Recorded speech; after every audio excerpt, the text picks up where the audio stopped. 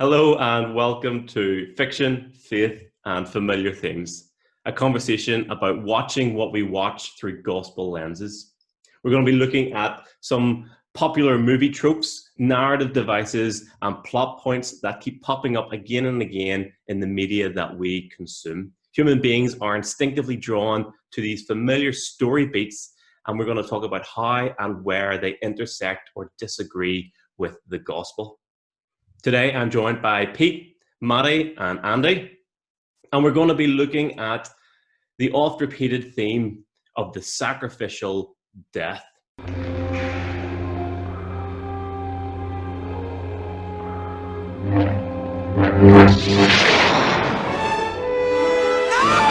Each of us are going to suggest a movie where we see these themes exemplified. We're going to talk about them and where they cross paths with the gospel. So let's get started. Okay, I'll go first. For all these movies, spoiler warning in case we touch on a movie that you haven't seen, but we'll mention a movie way up front so you can skip ahead if you haven't seen it. I'm going to be talking about Avengers Endgame.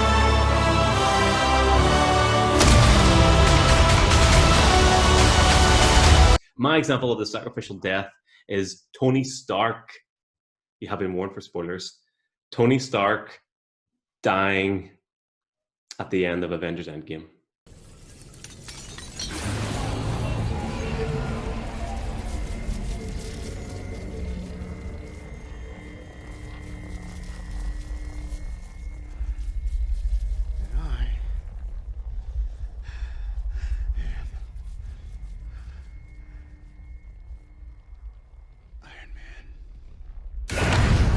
So this is the 20-somethingth movie from the Marvel Cinematic Universe. This is the culmination of Phase 3 and over 10 years of Marvel movies and over 10 years of the story arc of Tony Stark, the Tony story arc.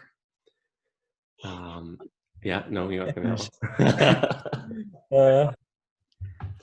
So Tony Stark began his time in the Marvel Cinematic Universe as this war profiteering ironmonger who created weapons of mass destruction for the military and eventually became a superhero, Iron Man, but was renowned as the kind of self-serving, self-promoting ladies' man who didn't really care about anyone else. There's that wonderful scene in the original Avengers movie where Steve Rogers, Captain America, challenges him as he's not the guy to lay down his life on the line.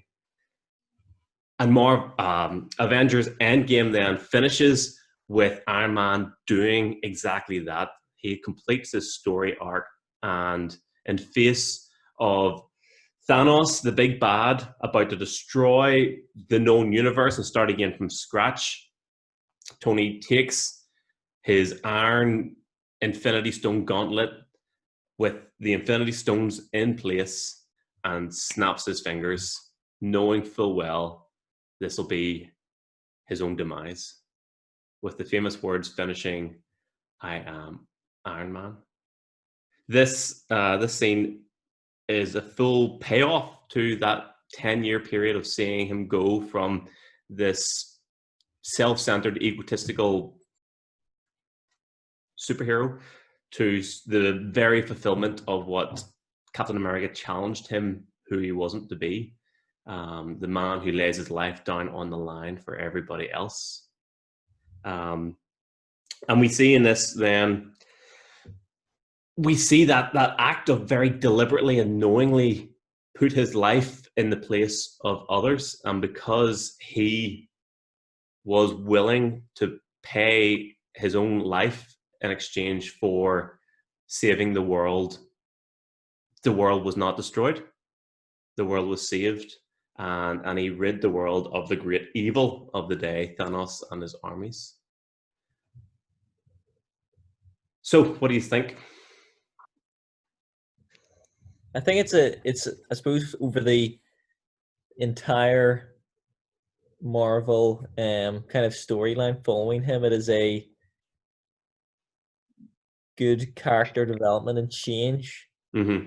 Because if if you had known what was going to happen at the start of the very first Iron Man, that he was going to die in the end, you wouldn't have really seen it coming.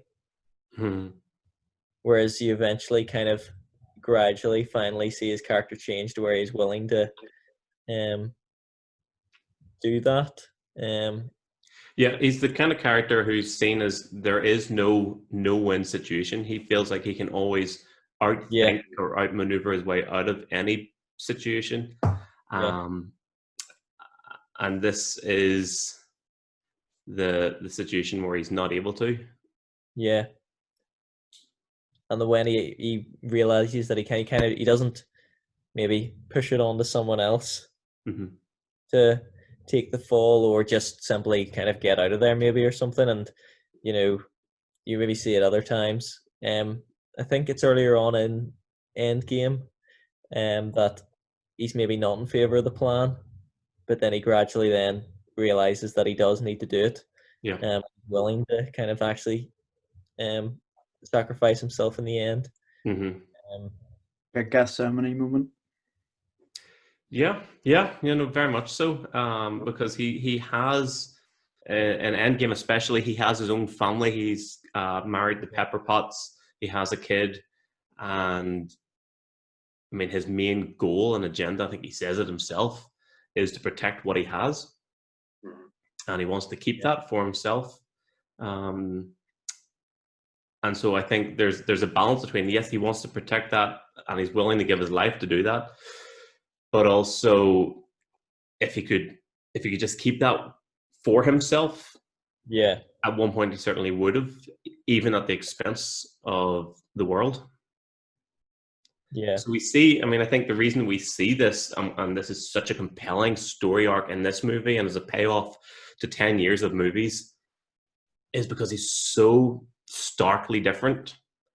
I'm going to get a lot of these in. Starkly different from where he starts.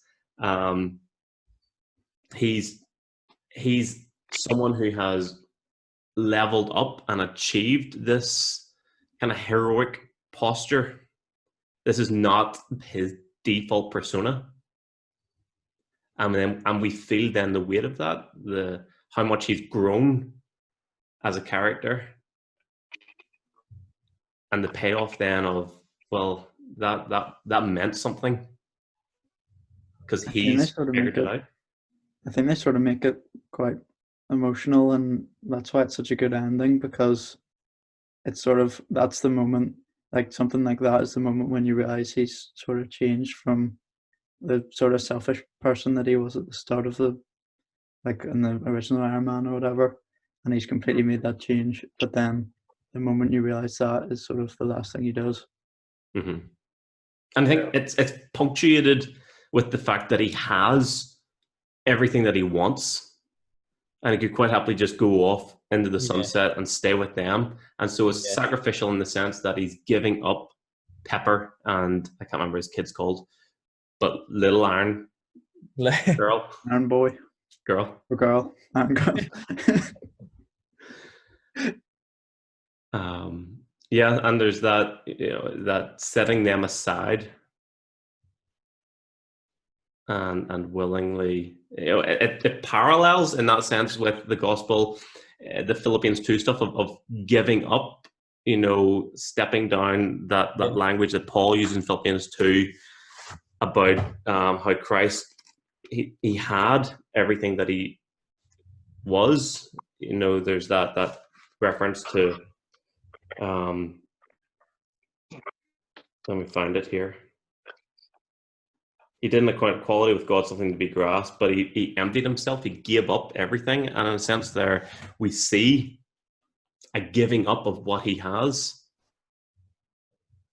But then also it clashes because our heroes are people that we want to see move from faulty and flawed to flawless, because I think that means that we can resonate more with them. Yeah.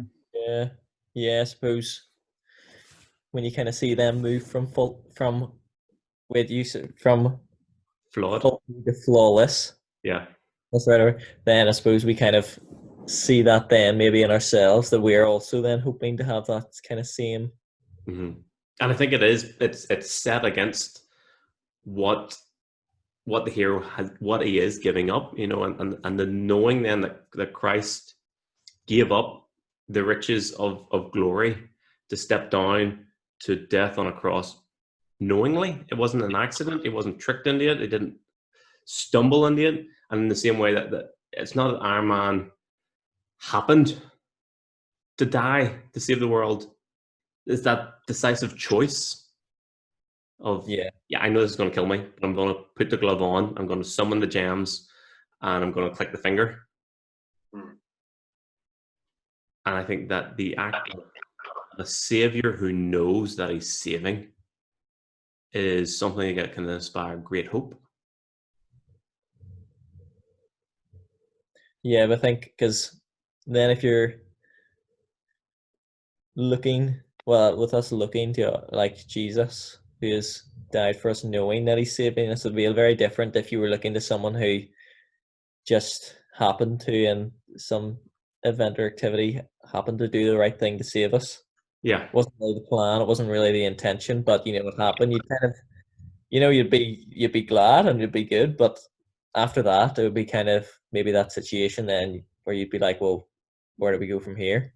Yeah, and you wouldn't owe them loyalty then. Yeah. Yeah. So. And it's not love in the same way if they didn't plan to save you, but like where we see it in the gospel, we see it was the plan from the very beginning that Jesus would die to save us.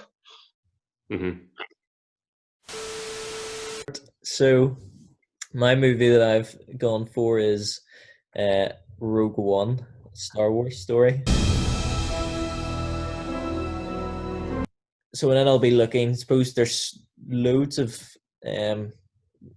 deaths in it, which sounds a bit morbid, but that could be viewed as sacrificial. But there's the two, I suppose, main characters of Jin and Cassian that die right at the end, which is the one that I was focusing on.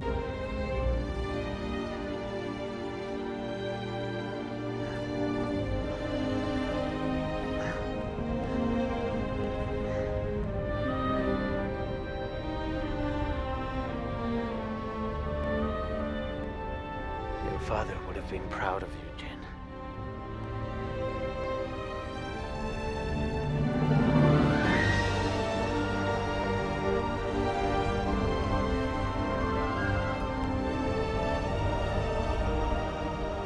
The rebel flagship is disabled, my lord, but has received transmissions from the surface. Prepare a boarding party. Yes, my lord.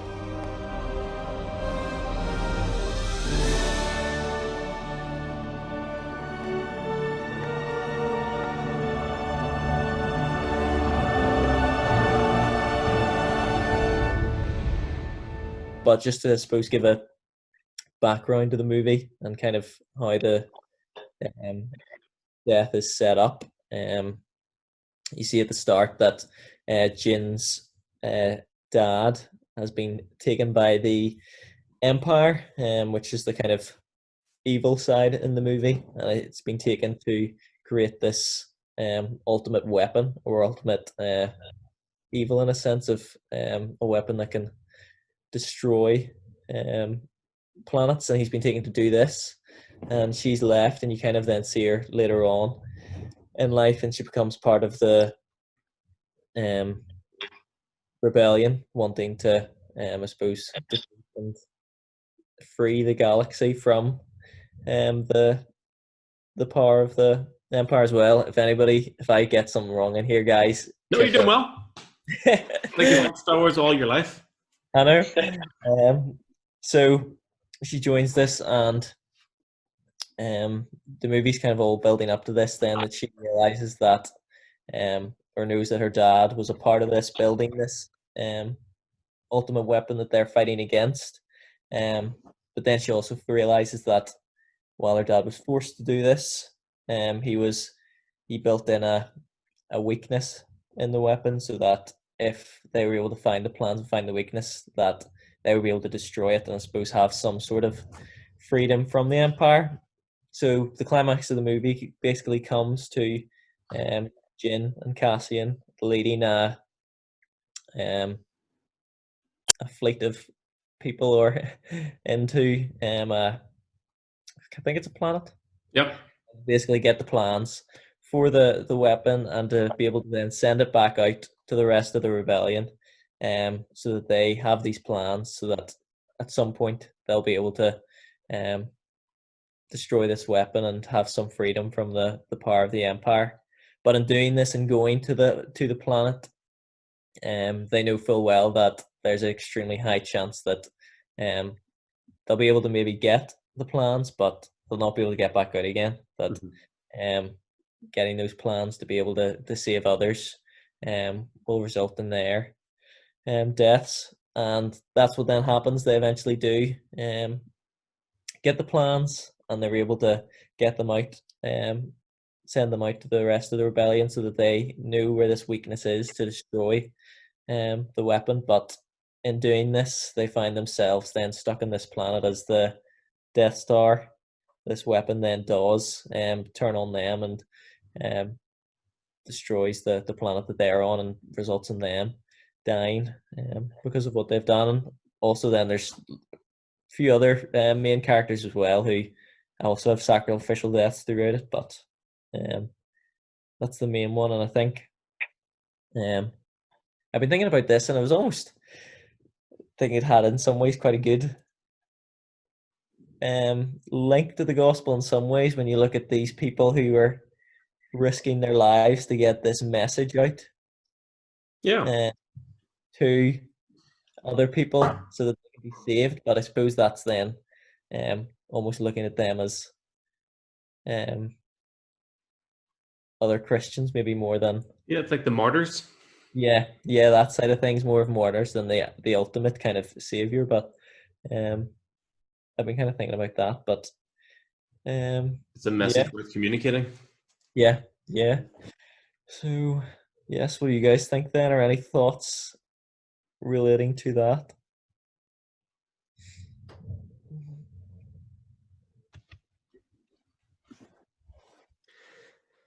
Yeah, I think there's something about that movie in particular. It's very much feel like there is a definite mission. Yeah.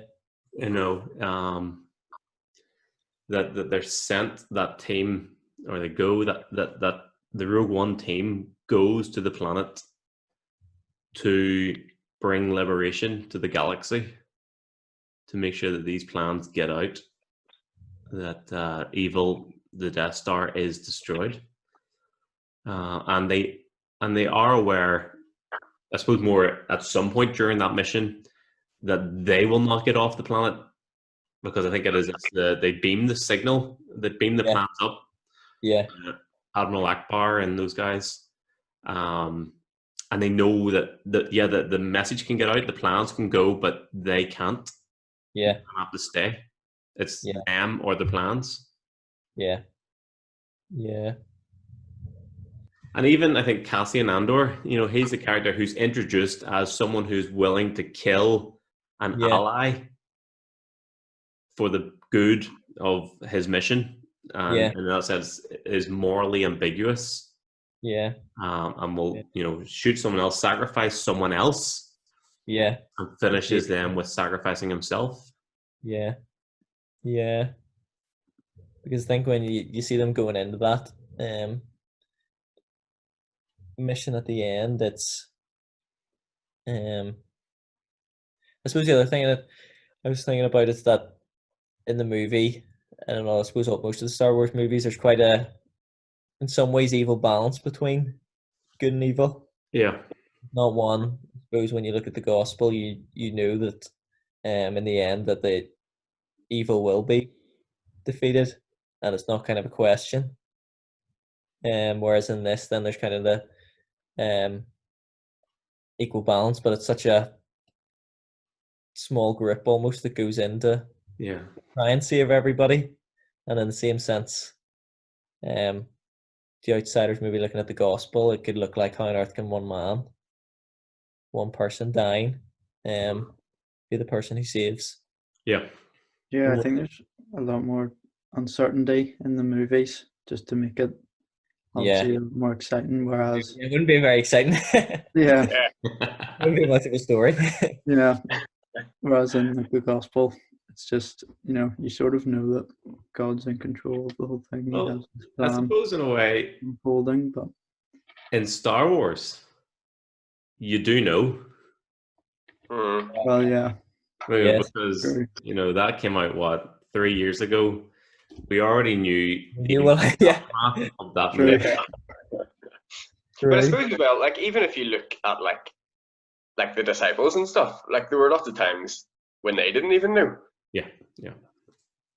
So yeah, it's a good character arc, like when you can see the full like transformation of a Yeah. character. Yeah. Like, I think from whatever, like, even from like especially whenever it is someone dubious at first, yeah, because there's no self-benefit from it. You can't, oh, well, I'll do this, it'll help them, but it'll also serve me. There is no self-service in it. Yeah. I think that's maybe, that's, I mean, biblically, that's love. Yeah. yeah, The Hollywood version of love is the romantic feeling. But actually, the self-sacrifice is the biblical definition of love. It's the giving of yourself for others. Yeah. Yeah. yeah. So my film is The Lord of the Rings, the Fellowship of the Ring. So it's the first out of the 3 films.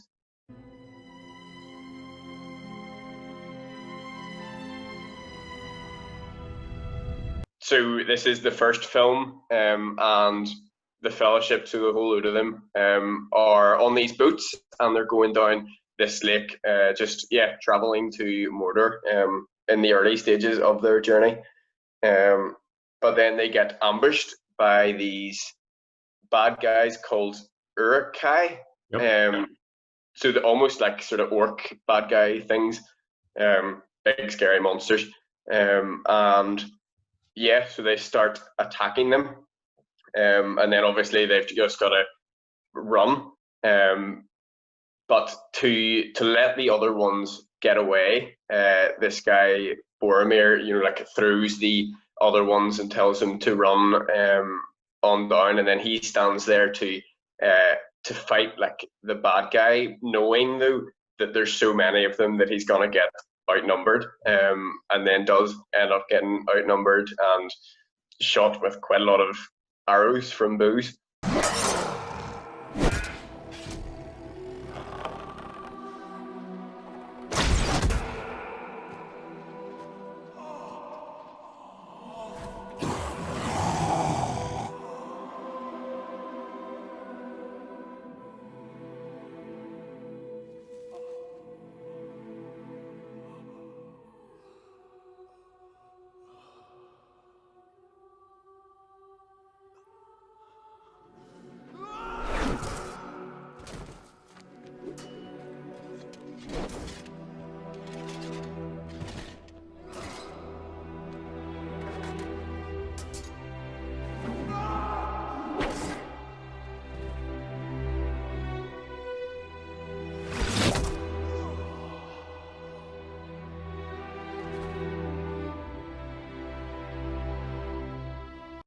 In a small way, it's actually quite similar to the Iron Man story arc. I was actually just thinking when you were saying that, even though the Iron Man one is like 10 years long, Mhm.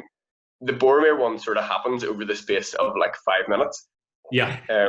Because just before so all this happens, they've docked and they're sort of all together in this campsite. But then Frodo, who's the guy who's carrying the ring, he sort of walks off, and then Boromir follows him and actually tries to take the ring from Frodo for himself. And you see him as this bad guy who's trying to be selfish and is trying to take this the ring for himself so that he can take it back to, I think it's to take it back to his father, who's like the king of another group of people, but we'll not go into all that because that's a lot of detail. But he's effectively someone who's failed and given into temptation.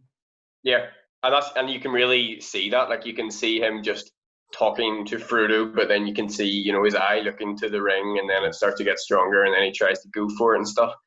But then there's a minute just after that when he realizes what he's done, and he looks into Frodo's eyes and he sees Frodo so scared and afraid of him. Yeah. And I think that's that moment of realization where he realizes what he has done, like, is wrong, and then, like, it suddenly goes into this, like, you know, you hear the orcs horn and stuff, and they all turn up, and that's when you suddenly see him, you know, giving his life to protect the rest of them. So it is, like, in that space of a few minutes, such a big contrast in the two characters. Yeah, I wonder, is that, I mean, that's, again, you know, it's the hobbits, so they're short, they're small, they're weak. Yeah, They're the ones he's protecting, but I mean, he could have overpowered Frodo easily and just taken it. He could have dropped it with the sword. I think there's that something about that, you know, he could have had everything he wanted. Tony Stark could have had the life he wanted, but willingly give it up. I think there's something huge in that notion of having it all and handing it all over to say, nope, I'm going to die. And there's no coming back from that. Yeah. For others and for hobbits. Yeah, because he would have had it all. He would have ended up being king of all of the men and would have had this ring, and the ring that gives you, like, so much power. So it would have been everything to him. But yeah, to give that up for the sake of the rest of Middle Earth. Yeah.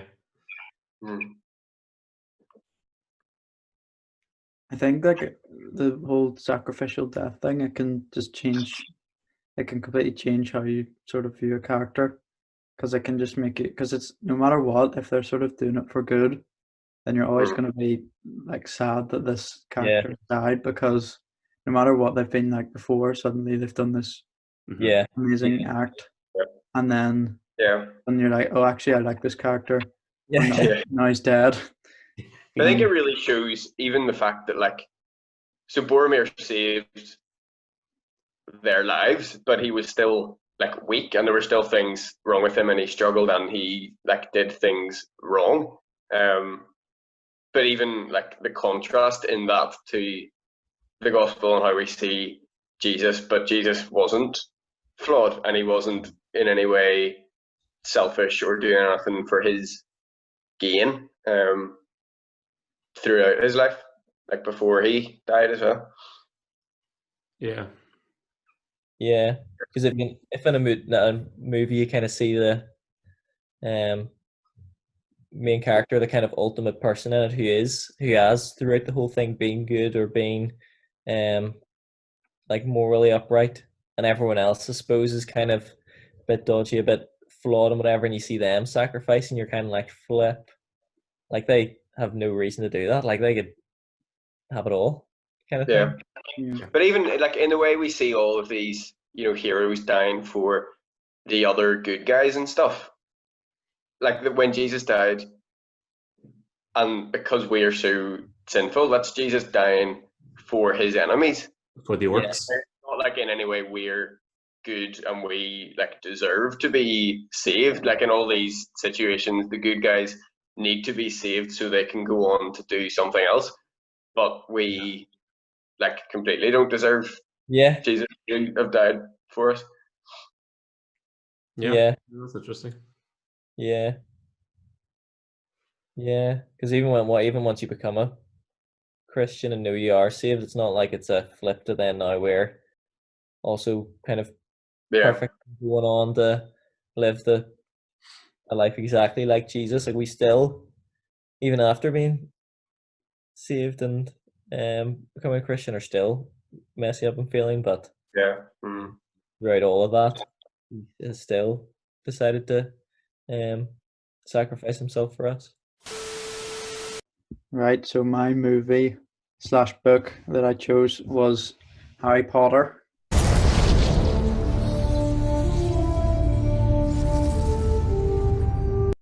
So to give a sort of overview of the story, if you haven't seen it, basically, well, it's Harry Potter and the Deathly Hallows that the event happens. It's the death of Harry Potter himself, which I'm looking at. Harry Potter. The boy who lived.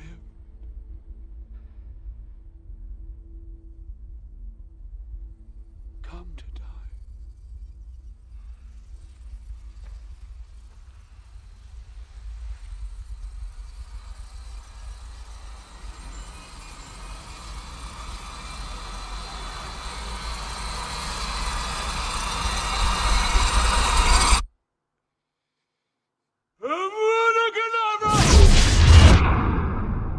So basically, you sort of know from the start that there's going to be this sort of Harry versus this guy Voldemort, who basically represents evil in the whole way through.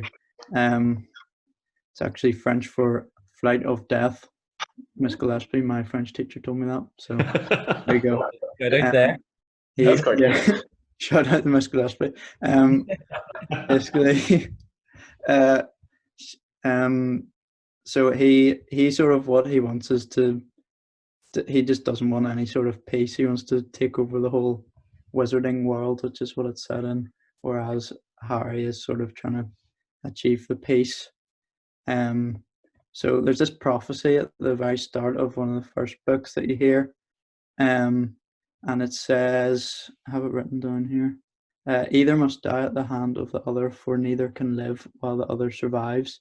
So the reader / watcher always knows that it's going to come down to Harry versus Voldemort at the end. One of them's going to have to kill the other.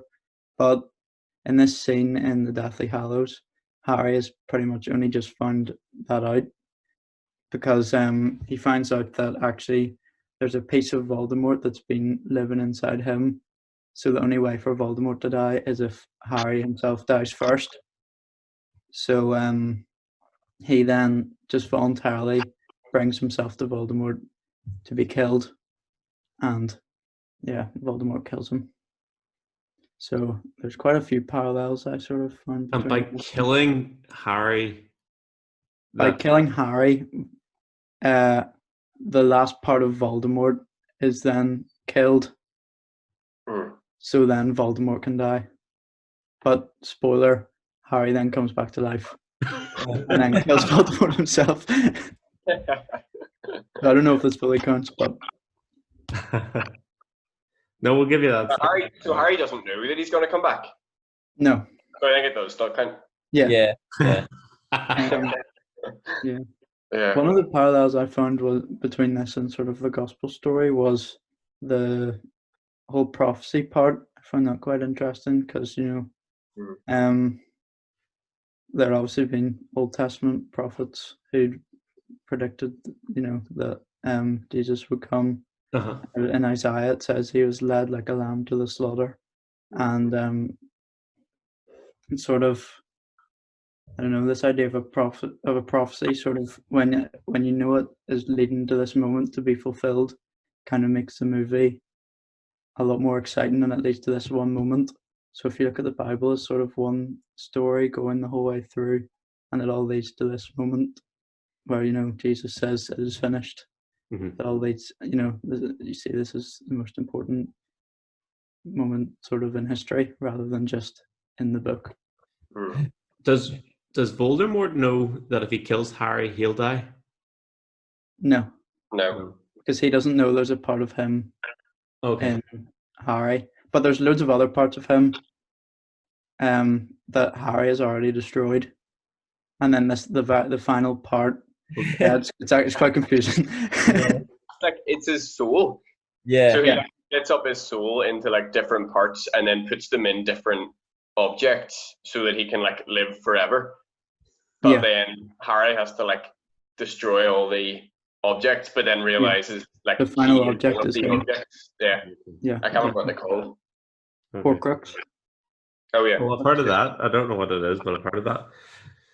Because I suppose it's like, the idea that Satan entered Judas as he left the the Last Supper, went out of the room, and very much was involved in instigating the betrayal of Christ and his death, and presumably imagined his death as a victory, not realizing that it was actually the solution.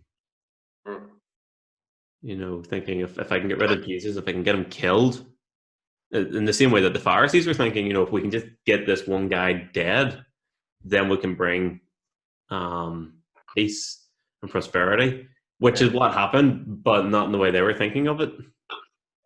It's that kind of irony, I think.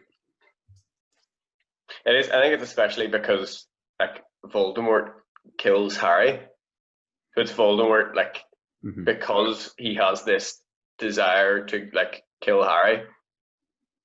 Because of that, then Voldemort eventually dies because he ends up killing part of himself. Yeah. And Harry knows when he goes, he's going to die. He knows he's going to die. Like he goes to sacrifice himself, but he doesn't know he's going to come back to life again. I think, there's something in that idea that of deliberately going to die, of even if it is, we talked about, that maybe that someone haphazardly dying for someone else, but even if it was the right person, but incidental, but the idea of them actually deliberately knowing or decisively knowing that they're going to die, there's something in that that's haunting, in a sense.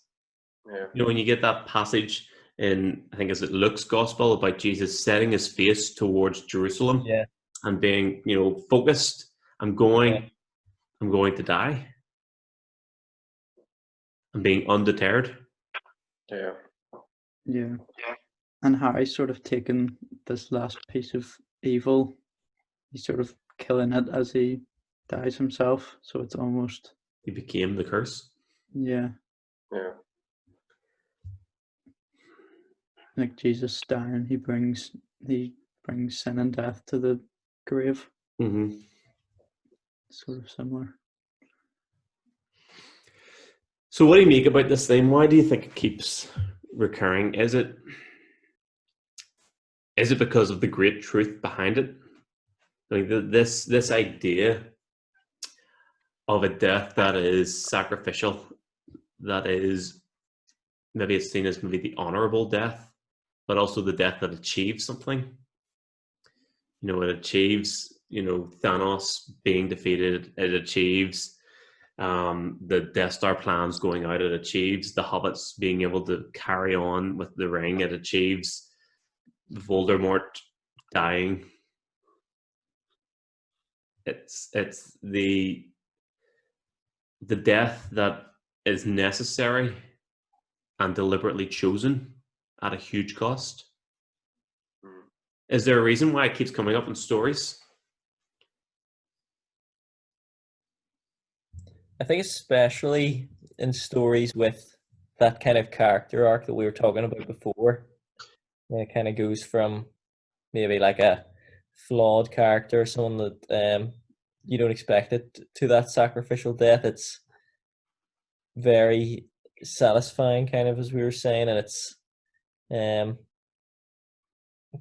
not relatable probably in the sense of, I can see my life heading that way because of what movie, but it's relatable in the sense of this flawed person, or this person that isn't perfect but is willing to do that, and you're kind of like, to have that strength or courage, or inside of you or inside of them, is something that people are probably like, I'd like to have that, or I like to actually see that in I want to someone. be that kind of character. Yeah. And I think it is that this is the closest that we can get to that true definition then of love. Yeah. Of a love that is not self-serving or self-gratifying or manipulative. It's a love that is by default giving. Yeah. Yeah, definitely. You know, you Yeah. don't think, if you think like, how do you portray love on screen? In movies, you know, you're gonna get some stuff that maybe would make you blush to watch. But this isn't necessarily what we think of instinctively when we think of a demonstration of love. Yeah, well, I think if you think about, if you were to, I don't know, if you were asked for an example of a movie that has a great expression of love or something like that, and you wouldn't necessarily go to one that has, like Star Wars or something. Yeah. I don't know if you'd be like, oh, it's You go for the rom-coms and the something like that, which Yeah. is just like not at all, I suppose, the kind of true biblical Mhm. definition of love, but it is the maybe more worldly love that people kind of are seeking after. Yeah. Or something. That makes sense. Yeah. Well, thank you for watching Fiction, Faith, and Familiar Themes. Thanks, Pete, Andrew, and Matty, for joining me and talking about sacrificial deaths. Make sure you check out all the other videos that are coming out this week. There's all the ones that are on YouTube, so check them out. And be sure to tune in next week for more familiar themes with other familiar faces.